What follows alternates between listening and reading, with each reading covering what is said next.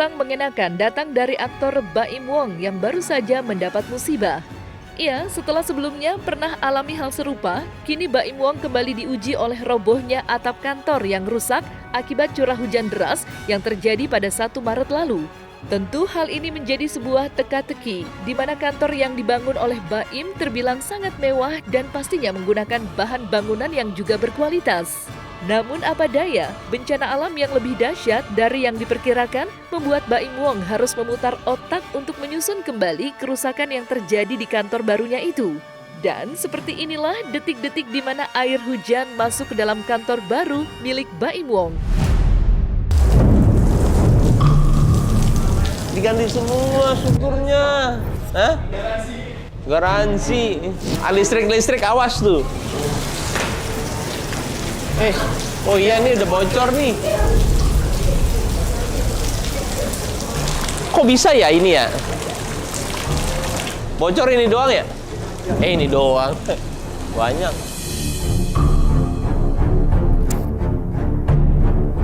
Ini kemarin bener gak sih Bang kantornya Mas Baim kena angin puting beliung? Iya bener. Nah, itu kalau kejadiannya karyawan itu Bang? Itu saya kurang tahu, soalnya pas kejadiannya saya nggak ada di sini. Iya, lagi renovasi sekarang. Iya. Adiknya kenapa sih itu kalau boleh tahu ngapain? Saya nggak terlalu dengar sih, cuman ada yang bilang, tapi nggak apa-apa lah persepsi mereka. Kalau saya sih nggak pernah dengerin kayak gitu. Alah, semua orang juga pasti kan ada cobaannya, cuman kalau kita kan ke expose aja, semuanya kan pasti ada sih. Cuman gimana cara nanggapinnya, semuanya positif kok. Selalu alhamdulillah, untung aja cuman begitu. Kalau misalkan benar-benar rubuh gimana? Iya tadi kan dibilangnya kan semuanya itu sudah rencananya ya. Jadi kalau kita mikirnya itu suatu musibah ya salah lah. Saya juga kaget, saya juga nggak tahu ada apa lagi di dalam ya saya tadi ya. Oke tiba-tiba udah pecah keluar semuanya, ambles semua. Saya nggak tahu, kayaknya sih gempa. Tapi saya juga mau lihat ke gedung sebelah, benar nggak gempa. Jadi mudah-mudahan sih emang yang paling penting nggak kenapa-napa kalian. Orang banyak orangnya. Kalau ada apa-apa ya Allah saya bagaimana? Kok ini mah emang udah kokoh, ini mah kayaknya sih tingkat kayak begini aman kok. Tapi kalau saya sendiri juga masih cari tahu, ini baru semenit banget ya. Jadi buat saya mau cari tahu dulu. Gak mau ngasih info yang salah, takutnya malah salah.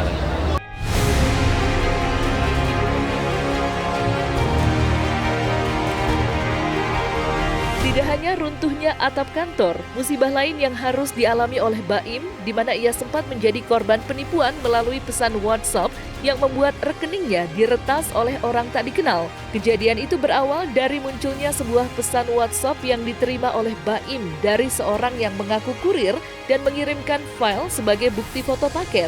Namun, tak lama berselang, Baim dibuat terkejut ketika mendapat sejumlah notifikasi pemindahan dana dari rekening miliknya ke rekening orang yang tak dikenal. Sadar dirinya telah menjadi korban penipuan, suami Paula Verhoeven itu pun bergegas menghubungi pihak bank dan menyadari jika dirinya telah menjadi korban penipuan. Baru-baru ini sebenarnya saya mengalami musibah.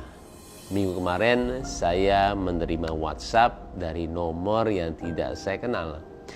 Si pengirim itu mengaku sebagai kurir paket dan di chatnya itu dia kirim foto paket berupa file dan kebetulan saya juga sedang memesan barang via online. Nah, saya itu nggak main klik aja karena saya memastikan paket saya. Dan anehnya, yang muncul adalah tampilan loading beberapa saat. Saya itu agak curiga sebenarnya, tapi karena ada beberapa pekerjaan yang harus saya selesaikan pada saat itu, makanya saya memilih mengabaikan kecurigaan tersebut karena masalah waktu. Tapi setelah berlalu-lalu, berhari-hari, akhirnya kemarin saya dikagetkan dengan beberapa notifikasi transfer bank yang saya terima. Sejumlah uang telah ditransfer dari salah satu rekening saya ke rekening lain yang tidak saya kenal. Dan di situ saya langsung menghubungi pihak bank dan memutuskan untuk memblokir rekening saya. Dan penasaran dengan apa yang terjadi, saya coba melakukan pencarian di internet. Dan ketakutan saya semakin besar ketika mengetahui bahwa kejadian yang saya alamin sangat mirip dengan modus penipuan melalui WhatsApp. Modusnya yaitu dengan memanfaatkan fitur pesan dengan file. Ada juga yang mengirim notifikasi seperti promo dan kode OTP. Jadi bahkan ada yang mengatasnamakan instansi pemerintah dengan mengirim file surat tilang elektronik yang ternyata itu malware. Saya memutuskan untuk segera memblokir semua rekening. Saya periksa kembali satu persatu aplikasi layanan keuangan yang ada di handphone dan saya mengganti semua passwordnya. Oke, sekarang buat para bossi di rumah, teman-teman juga, jangan sampai musibah yang menimpa saya, termasuk sejumlah kerugian finansial, berapapun uangnya, kerugiannya terjadi pula pada teman-teman saya. Kemarin saya juga sudah konsultasi ke teman di Bareskrim. Dia membenarkan memang sekarang marak sekali terjadi penipuan lewat WhatsApp. Jadi please hati-hati, khususnya pengiriman pesan melalui WhatsApp, baik itu pesan kode rahasia OTP, pesan promo, notifikasi, dan pengiriman kode password dan lain-lain sebagainya. Hati-hati ya. Dan banyak pihak yang tidak bertanggung jawab menggunakan WhatsApp untuk melakukan aksi peretasan dan penipuan yang berujung pada kerugian.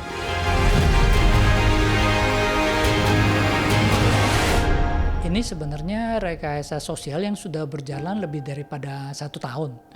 Jadi rekayasa sosial ini intinya mereka ingin mendapatkan akses SMS dari perangkat ponsel yang menjadi korbannya.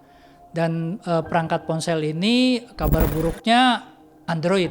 Jadi iPhone tidak bisa dijalankan karena kan aplikasi yang dijalankan itu APK, Android Package Kit. Lalu tujuannya adalah menipu korbannya supaya percaya dan menyaru sebagai banyak triknya. Ada 3 yang lazim. Yang pertama kurir online, jadi mengirim barang. Lalu ketika diinstal akan menginstal aplikasi seperti aplikasi kurir online. Ini yang dipalsukan kemarin Jet Express.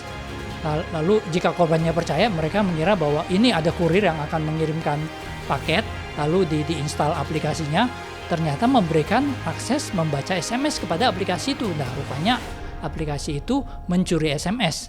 Dan SMS yang dicuri itu adalah SMS OTP untuk mengaktifkan mobile banking di sana triknya. Kan kalau tadi kan kurir online, yang ini undangan pernikahan sama juga modusnya, mengakses SMS, lalu SMS yang diakses itu otomatis dikirimkan ke Telegram. Jadi pakai aplikasi SMS to Telegram. Jadi setiap kali aplikasi itu diinstal, setiap kali ada SMS masuk, maka SMS itu akan dikirimkan ke Telegramnya penipu. Lalu yang ketiga yang marak itu surat tilang. Dan terakhir yang kami dengar sekarang sedang marak adalah tagihan pajak. Jadi harap Anda berhati-hati. Itu yang perlu diperhatikan. Kalau khusus APK ini hanya berjalan di Android dan umumnya di WA, karena WhatsApp ini merupakan platform komunikasi yang paling umum digunakan. Sebenarnya secara teknis bisa dikirimkan melalui SMS, melalui email, atau melalui peramban browser. Kita browsing. Jadi kalau melalui SMS atau peramban itu kemungkinan besar mereka akan menggunakan URL shortener seperti bit.ly sehingga susah untuk diketahui atau dilacak. Jadi ini yang perlu disadari. Tetapi jangan beranggapan bahwa kalau saya tidak menggunakan Android saya aman. Tidak. Jika Anda pengguna platform lain mungkin ada pengguna iPhone, Anda aman dari serangan APK, tetapi Anda tidak akan aman dari serangan rekayasa sosial. Jadi ada juga rekayasa sosial yang mengarahkan Anda ke situs phishing, situs palsu, situs bank yang dia pura-pura akan bilang bahwa Anda dikenakan biaya per bulan 150.000. Jika tidak mau, Anda harus mendaftar ke sini. Kalau Anda klik linknya, Anda akan diarahkan ke situs phishingnya, dan di sana akan ditipu untuk memasukkan username dan password dari mobile banking, lalu akan ditipu lagi memasukkan OTP. Prinsipnya sama saja, tapi ini caranya adalah pakai situs phishing, jadi tidak pakai APK. Jadi Anda juga harap berhati-hati. Nah, saran saya untuk pengguna Android, Anda harus melakukan 2 hal. Yang pertama, di setting, klik setting, lalu ada install from unknown apps, install from unknown source. Jadi install aplikasi dari sumber tidak dikenal. Anda setting install from unknown source atau sumber tidak dipercaya, Anda klik lalu off semua, jangan ada yang on. Nah, jadi terutama dari WhatsApp, dari semua browser, dari SMS atau dari apa, semua nggak boleh install unknown apps. Jadi jika Anda menerima dari WhatsApp lalu Anda klik, lalu dia akan muncul pop-up. Apakah Anda yakin ingin menginstal dari luar Play Store? Nah, itu Anda harus berhati-hati. Jangan selanjutnya next terus atau apa, jangan pernah diinstal. Kalau Anda install aplikasi, kalau Anda pastikan itu dari Play Store, menurut hemat kami ini cukup aman. Jadi kalau Anda install aplikasi dari luar Play Store itu yang berbahaya. Nah, karena itulah yang tadi ada settingan install from unknown source atau install dari sumber tidak dikenal, itu harus dinonaktifkan. Jika itu dinonaktifkan, harusnya tingkat keamanan Android sama dengan tingkat keamanan iPhone.